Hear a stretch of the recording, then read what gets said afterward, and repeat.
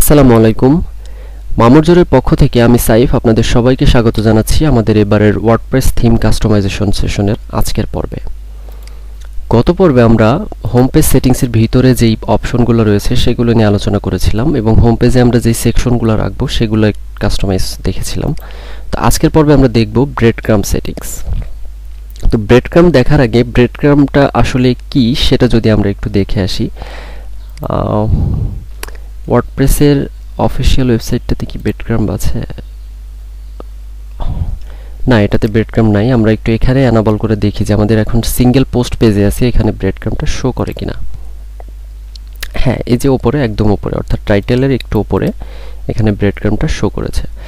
তো ব্রেড ক্রাম্বটা হচ্ছে আমরা যেই পেজ থেকে কোনো কন্টেন্টে যাব এবং সেই কন্টেন্ট বা সেই পেজ থেকে যদি অন্য কোনো পেজে যাই, তো প্রত্যেকটা পেজের এখানে নামটা বা টাইটেলটা বা লিঙ্কটা শো করা, সেটাই হচ্ছে ব্রেড ক্রাম্ব। অর্থাৎ আমরা কোন পোস্ট থেকে কোন পোস্টে বা কোন পেজ থেকে কোন পেজে, সেই পেজ থেকে আবার অন্য আরেকটা পেজে আমরা কোথায় থেকে কোথায় গেছি সেটা এখানে দেখা যাওয়া। অর্থাৎ এই যে এখান থেকে আমরা হোম পেজ থেকে আনক্যাটাগরাইজড অর্থাৎ ক্যাটাগরি পেজে আসছি, ক্যাটাগরি পেজ থেকে আমরা সরাসরি পোস্টে আসছি, এটা এখান থেকে আমরা বুঝতে পারতেছি। তো এইটা যদি আমরা এখান থেকে ডিসেবল করে দিই তখন দেখব যে আমরা এটা চলে গিয়েছে, ব্রেড ক্রাম্বটা চলে গিয়েছে। তো এটাই হচ্ছে ব্রেড ক্রাম্ব। তো ব্রেড ক্রাম্বের হোমে যেই টেক্সটটা থাকবে সেটা আমরা চাইলে এখান থেকে চেঞ্জ করে দিতে পারি এবং ব্রেড ক্রাম্ব সেপারেটর আমরা চাইলে এখানে নর্মালি প্রত্যেকটা ওয়েবসাইটেই এটা স্ল্যাশ দিয়ে দেওয়া থাকে। সো আমরা চাইলে এভাবে স্ল্যাশও দিয়ে এটা সেপারেট করে দিতে পারি। এরপরে হোমে যেই বাটনটা থাকবে অর্থাৎ হোমে যেই টেক্সটটা থাকবে সেই টেক্সটটা এখান থেকে কী হবে সেটা আমরা চাইলে চেঞ্জ করে দিতে পারি। এরপরে যে অপশনটা আছে সেটা হচ্ছে টাইপোগ্রাফি সেটিংস।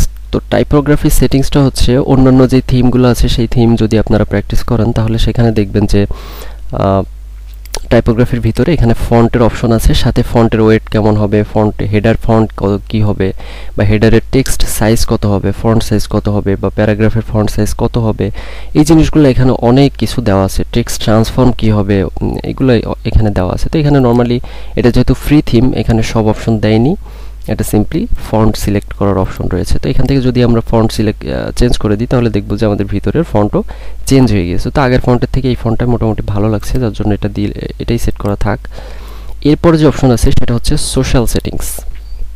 আমাদের ওয়েবসাইটে আমাদের যেই সোশ্যাল মিডিয়াগুলো বা সোশ্যাল মিডিয়ার লিঙ্কগুলো আমাদের এখানে ইনক্লুড করা থাকবে, সেই সোশ্যাল মিডিয়ার লিঙ্কগুলো কি হবে সেটা আমরা চাইলে এই যে এটা অ্যানাবল করার সাথে সাথে একদম উপরে টপে এখানে একটা টপ বার অ্যাড হয়ে গিয়েছে এবং এখানে কিছু সোশ্যাল মিডিয়ার লিঙ্ক চলে আসছে। তো এখান থেকে আমি চাচ্ছি যে লিঙ্কডইন এই অপশনটা আমরা রাখবো না, বা ইউটিউবের এই অপশনটা আমরা এখান থেকে উঠাই দিতে যাচ্ছি। তো সিম্পলি এখান থেকে ইউটিউবের এখান থেকে আমরা যদি হ্যাশ চিহ্নটা উঠাই দিই তখন আমরা দেখব যে ইউটিউবটা চলে গিয়েছে। তো আমাদের যতগুলো লিঙ্ক থাকবে, ফেসবুক থাকতে পারে, টুইটার, লিঙ্কডইন, পিন্টারেস্ট, সাপোজ এই চারটে আছে বাট ইনস্টাগ্রাম নাই এবং গুগল প্লাস নাই, তখন দেখব যে এখান থেকে গুগল প্লাস এবং ইনস্টাগ্রাম এটাও চলে গিয়েছে এবং বাকিগুলো থেকে রয়ে গিয়েছে। তো এটাই হচ্ছে সোশ্যাল সেটিংস। এবং সোশ্যাল সেটিংসের ভিতরে যে সোশ্যাল লিঙ্ক থাকে সেই লিঙ্কের কাজ আমাদের এই ওয়েবসাইটের বা আমাদের সার্ভিসের যদি সোশ্যাল মিডিয়াতে কোনো পেজ বা কোনো গ্রুপ অথবা কোনো আইডি থাকে সেই আইডিগুলো বা পেজগুলো আমরা চাইলে এখানে ইনক্লুড করে দিতে পারি, যেখান থেকে ভিজিটররা সরাসরি আমাদের সোশ্যাল মিডিয়াতে ভিজিট করতে পারবে। এরপরে যে অপশনটা আছে সেটা হচ্ছে মেনু। তো মেনু সেকশনটা নর্মালি আপনারা সবাই জানেন যে এই মেনুটা হচ্ছে আমরা ওয়ার্ডপ্রেস ড্যাশবোর্ড থেকে, আমাদের ওয়েবসাইটের ড্যাশবোর্ড থেকেও আমরা এই মেনুটা চেঞ্জ করতে পারি। আমরা যদি একটু ড্যাশবোর্ডে যাই, ড্যাশবোর্ডে গেলে আমরা অ্যাপিয়ারেন্সের ভিতরে এই যে মেনুস অপশনটা আছে আমরা এখান থেকে যেইভাবে মেনু ক্রিয়েট করে তারপরে মেনু সেট করতে পারি, সিম্পলি এইখান থেকেও আমরা সেইভাবেই মেনু ক্রিয়েট করতে পারি। এরপরে যে অপশনটা আছে সেটা হচ্ছে উইজেটস। আমরা উইজেটস যখন দেখেছিলাম ড্যাশবোর্ড থেকে, এই যে অ্যাপিয়ারেন্সের ভিতরে উইজেট থেকে আমরা চাইলে এখানে যে রাইট সাইড বারে কিছু উইজেট অ্যাড করতে পারি, দেখেছিলাম যেখানে আমরা ক্যালেন্ডার অ্যাড করলে ক্যালেন্ডার চলে যাবে, এই জিনিসগুলো দেখেছিলাম। সো এই সেম জিনিসগুলো আমরা চাইলে এইখান থেকেও কাস্টমাইজারের ভিতর থেকেও আমরা চাইলে এখান থেকে উইজেট অ্যাড করতে পারি। এখানে যদি সিম্পলি একটা উইজেট অ্যাড করি, নেভিগেশন মেনু, তো মেনু বর্তমানে আমাদের তো কোনো কিছু ক্রিয়েট করা নেই, এই জন্য এখানে দেখাচ্ছে no menu have been created it. Create some. তো আমরা অন্য আর একটা কিছু অ্যাড করি, সাপোজ রিসেন্ট পোস্ট। এই যে এখানে রিসেন্ট পোস্ট চলে আসছে, অর্থাৎ আমাদের ওয়েবসাইটে তো বর্তমানে একটাই পোস্ট আছে, এই জন্য এখানে একটা পোস্ট দেখাচ্ছে। বাট আমরা যদি এখানে 4টা-5টা পোস্ট আমরা দিয়ে দিই তাহলে সেটাই শো করবে। তো আমরা যদি আচ্ছা পোস্টের অপশনটা আমরা পরে ডিটেলসে দেখব। এখানে সেই পোস্টগুলো চলে আসবে। আমরা চাইলে এখানে আরও অনেক উইজেটস একসাথে অ্যাড করতে পারি, চাইলে রিসেন্ট কমেন্ট অ্যাড করতে পারি। এই যে এখানে কমেন্ট চলে আসছে, আমরা এখান থেকে আরএসএস ফিড অ্যাড করতে পারি এবং আরএসএস ফিডটা এখানে চলে আসবে। তো আরএসএস ফিড এখনও যেহেতু আমাদের নাই, সো এটা শো করছে না। এরপরে যে আমরা সার্চ অপশন অ্যাড করতে পারি, সার্চ অপশনটা যদি একদম টপে দিই টপে চলে যাবে, এই যেখানে চলে আসছে। তো এই ধরনের কিছু উইজেট আমরা এভাবে এখান থেকে অ্যাড করতে পারি। এরপরে ফুটার সাইড বারে আমরা চাইলে ফুটারে যদি কোনো উইজেটস এরিয়া রাখি সেখানেও আমাদের এই উইজেটগুলো অ্যাড হয়ে যাবে। এই যে এখানে কিছু উইজেট এরিয়া অ্যাড হয়ে গিয়েছে। তো এখানে যদি সিম্পলি আমরা হ্যাশ দিই, আমরা দেখব এইখানে সোশ্যাল মিডিয়ার লিঙ্কগুলো চলে আসতেছে। এই যে সোশ্যাল মিডিয়ার লিঙ্কগুলো ফুটার উইজেট হিসেবে অ্যাড হয়ে যাচ্ছে। তো এইভাবে হচ্ছে উইজেট আমরা অ্যাড করতে পারি। এরপরে যে অপশন আছে সেটা হচ্ছে ওয়ার্ডপ্রেস নোভেও।